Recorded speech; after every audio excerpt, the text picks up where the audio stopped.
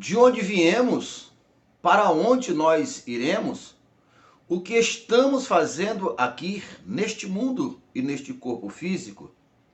Será que nós somos anjos, aqueles anjos que foram caídos?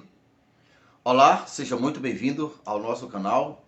Meu nome é Charles Araújo e nós estamos estudando sobre a nossa origem, porque eu acredito que nós, ao se convencermos sobre esse assunto, a clareza e a certeza que nós viemos, nós somos seres divinos, nós éramos anjos antes dessa queda. Nós, ao entendermos isto, a nossa confiança, a nossa fé, a nossa capacidade vai para outro nível.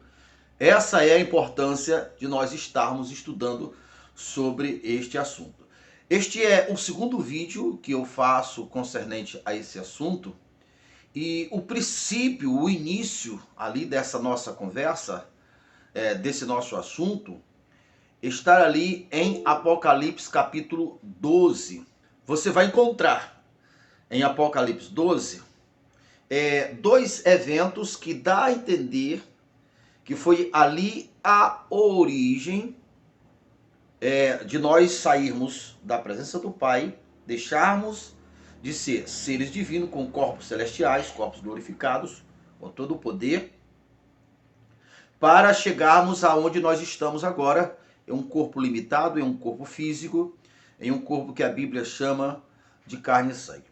Então, em Apocalipse 12, está esse registro. O primeiro fala que houve guerra, houve briga entre Miguel e os seus anjos e Satanás e os seus anjos. Então, você observe aqui que tem dois grupos distintos. O grupo que está do lado de Satanás e o grupo que está do lado de Miguel. É óbvio que o grupo que está de lado de Satanás está exatamente porque acreditaram nele, decidiram ficar do lado dele. Então, neste caso, esse grupo foi o mesmo grupo que se rebelou contra Deus.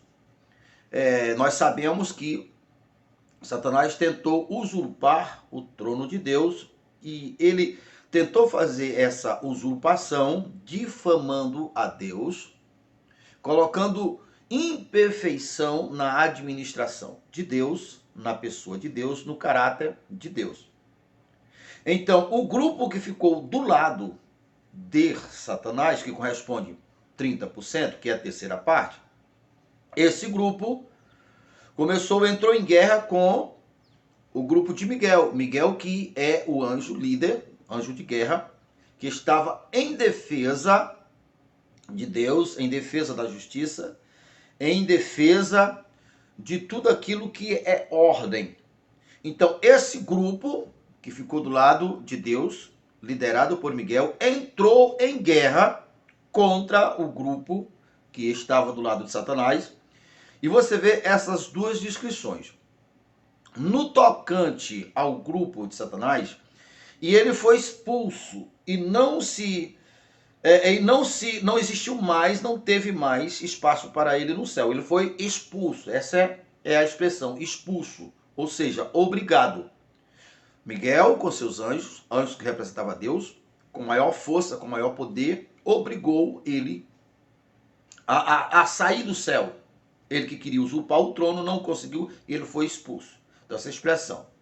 Mas você encontra também uma outra expressão ali também em Apocalipse 12, em que diz o seguinte: e o anjo ao cair, ou seja, Satanás ao cair, ele levou consigo a terceira parte dos anjos, ou arrastou com sua cauda, dando a entender que esse que foi arrastado, que não foi a mesma coisa de expulso, o grupo foi expulso, e agora esse outro grupo foi arrastado, dando a entender que ou eles foram contaminados pelas mentiras de Satanás e foi induzido e tentou seguir, tentou acompanhar, achando que de fato Satanás estava com razão, uma vez que ele não estava mais no céu, Então, esse arrastar significa que, de certa forma, eles acreditaram e quiseram.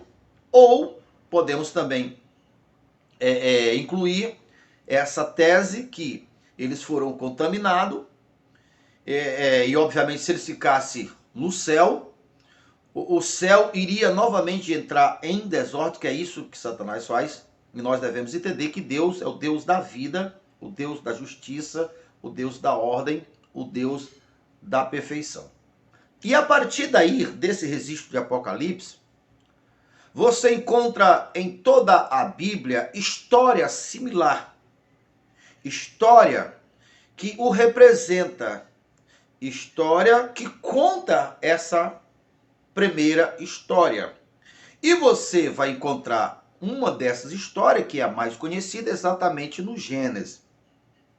Então, o Gênesis foi aonde Satanás usou a mesma tática que usou com os anjos, agora já o homem em um corpo físico, como a Bíblia chama, um corpo de carne e sangue. E ele, Satanás, usou a mesma tática e Adão também foi contaminado, digamos assim. Ele acreditou quando Deus disse para ele que não podia comer da árvore e a causa era boa, da árvore da ciência do bem e do mal, e a causa era boa, era nobre, era justa. Ele, Satanás, chegou para o mesmo Adão e disse o contrário. Disse, não, na verdade é que Deus está te ocultando algumas verdades. E na verdade ele está te enganando, porque o que ele não quer é que vocês sejam semelhantes a ele. Então veja que nessa colocação Satanás está colocando o caráter de Deus em dúvida. Está dizendo, vocês estão sendo enganados. Na verdade Deus é muito egoísta e muito ciumento e ele não quer que alguém tenha a mesma força que ele tem, o mesmo poder que ele tem, seja igual a ele. Então, isto também fez com que Adão caísse nesse conto, acreditasse, de certa forma, dando a entender que foi assim também que Satanás usou essa mesma tática.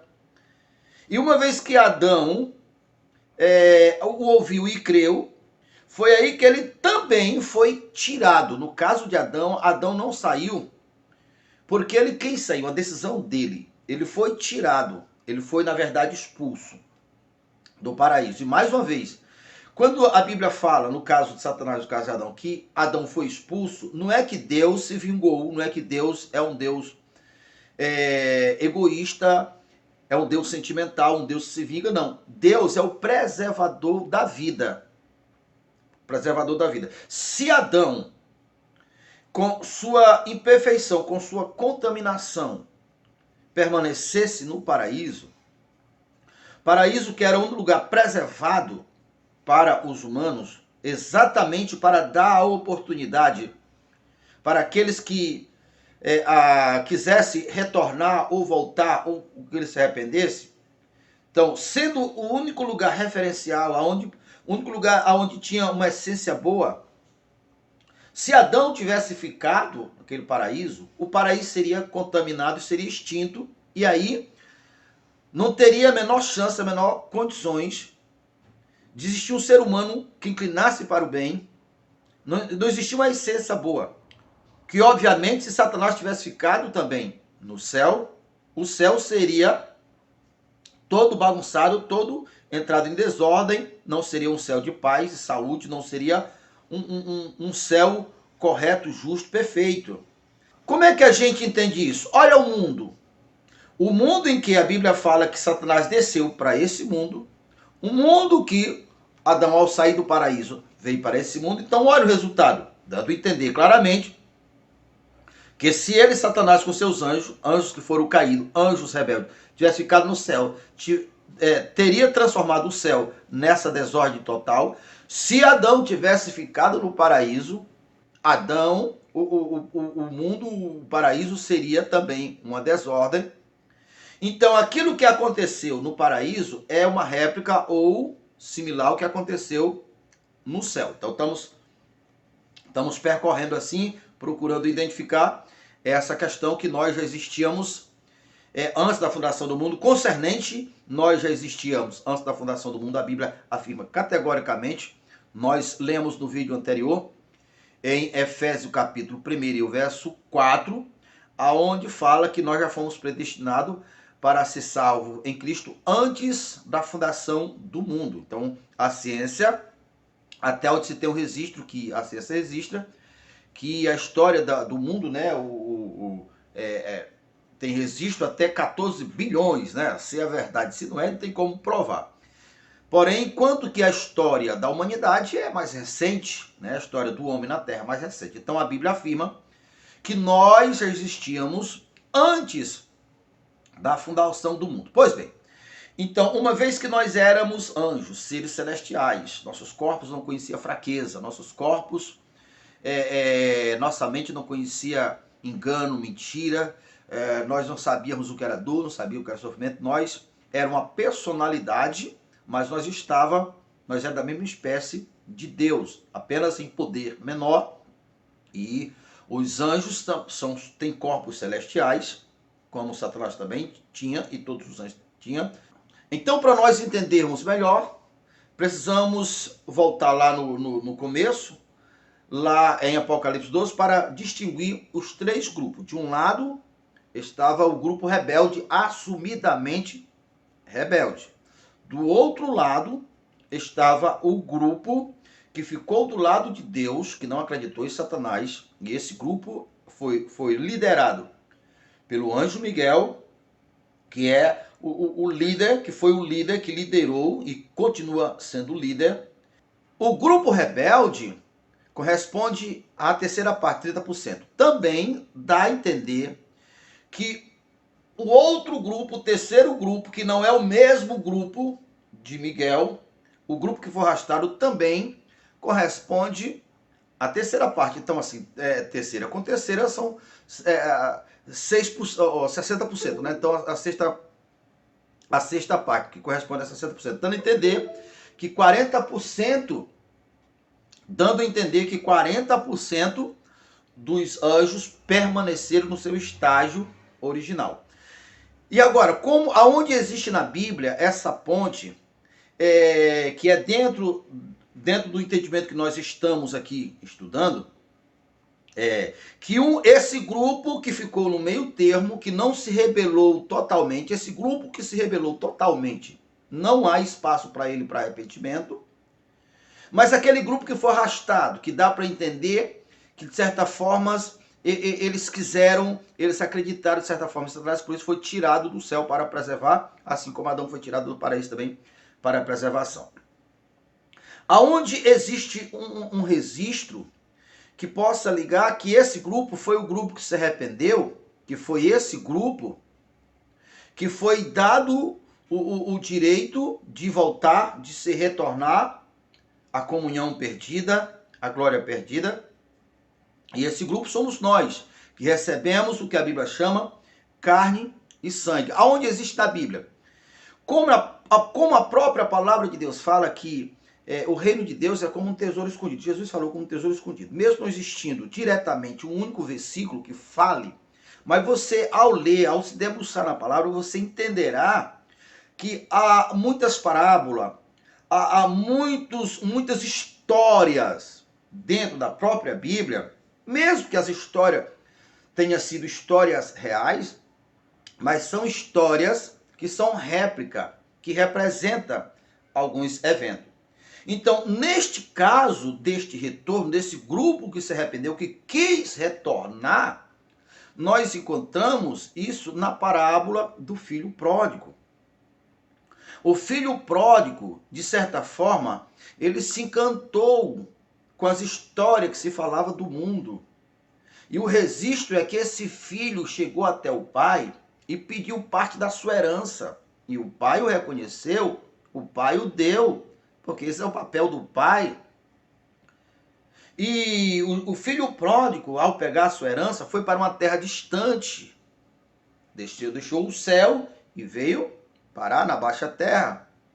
E o filho pródigo, ao se encontrar longe do pai, separado do pai, em um mundo desonesto, pessoas injustas. Quando as dores vieram, a Bíblia registra que ele chegou a desejar a comida dos porcos. Foi ali que ele tomou a iniciativa. Disse, olha, até os empregados do meu pai, nesse caso, ele usou a analogia dos anjos, os guardiões do céu, eles comem melhor do que eu, que sou filho.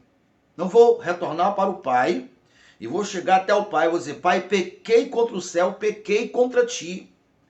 Então, essa parábola é uma analogia que denuncia, que mostra o que aconteceu. Nós, se cantamos com o mundo, pedimos a Deus essa oportunidade, o Pai que é bondoso, que é misericordioso, nos deu essa oportunidade, e foi aí que nós decidimos e escolhemos para termos essa nova oportunidade, vir para esse mundo, receber um corpo totalmente diferente, um corpo frágil, um corpo limitado, como se fosse uma espécie de cadeia, até porque nós tinha algo agora a provar. Provar o quê? Provar o nosso arrependimento.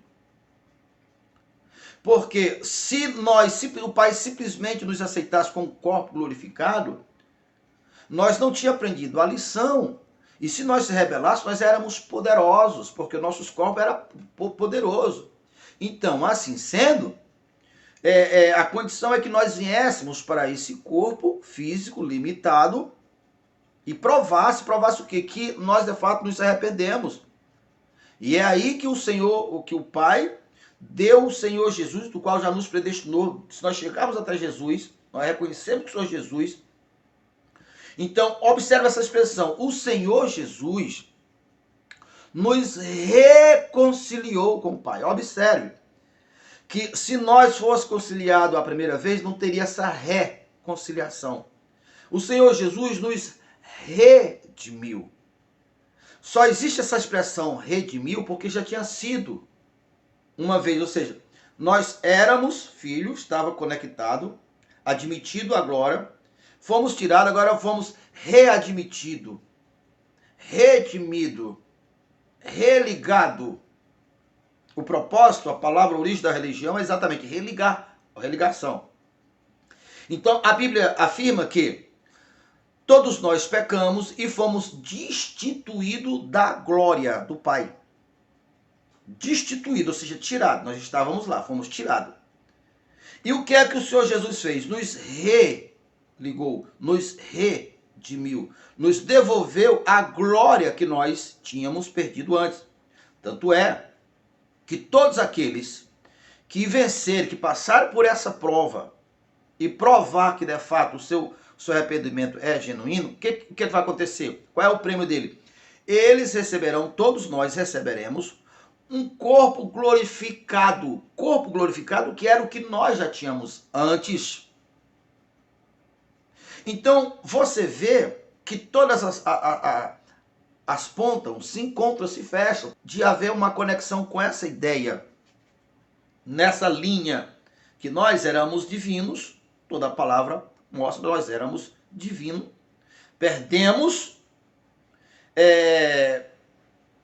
esse privilégio, essa honra, essa glória, fomos enviados para este mundo, recebemos carne, sangue, corpo limitado, e agora nós temos que provar que nós somos dignos de ser readmitido, redimido, recolocado, não é? Então, nós somos tirados da glória. Segundo Romanos capítulo 6, verso 3, todos nós pecamos, somos destituídos da glória de Deus. O Senhor Jesus, na oração de João 17, ele diz, Pai, eu dei a eles a glória que tu me deste. Há um detalhe muito importante, no caso do Senhor Jesus, o Senhor Jesus, ele não pecou, ele não teve nenhuma culpa, mas ele decidiu vir para esse mundo tão somente com o propósito de nos salvar. Nós pecamos, mas viemos para pedimos a oportunidade para ser readmitido na glória do Pai. Enquanto que o Senhor Jesus não pecou. Ele foi o único dos que nasceram que não pecou. Ele não pecou lá e nem pecou aqui. Nós pecamos lá e nós pecamos aqui. Mas ao se arrependermos e lutarmos contra o pecado, a nós é dado essa honra de ser readmitido na glória. Então vamos lá para a Bíblia. Aqui em Isaías capítulo 6, o verso 8, você encontra o registro deste envio. Está aqui, ó. Depois disto, ouvi a voz do Senhor que dizia: a quem enviarei?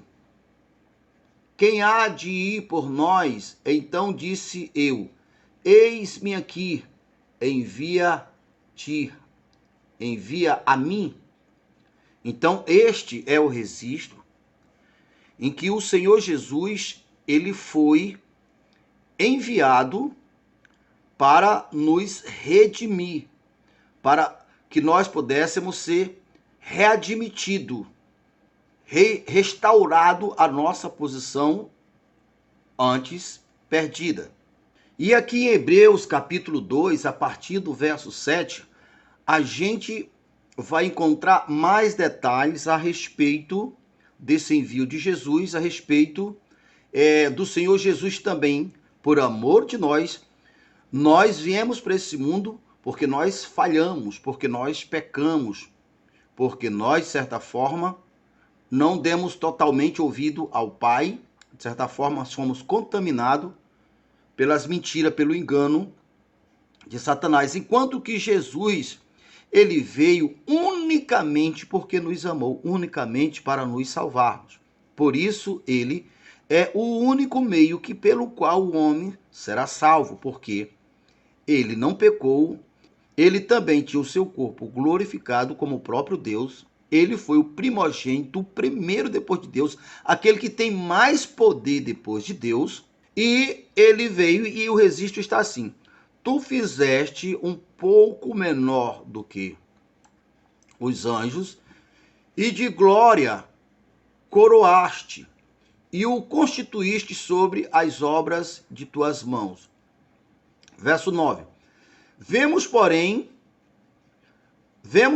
coroado de glória e de honra aquele Jesus, que foram feito um pouco menor que os anjos, por causa da paixão da morte.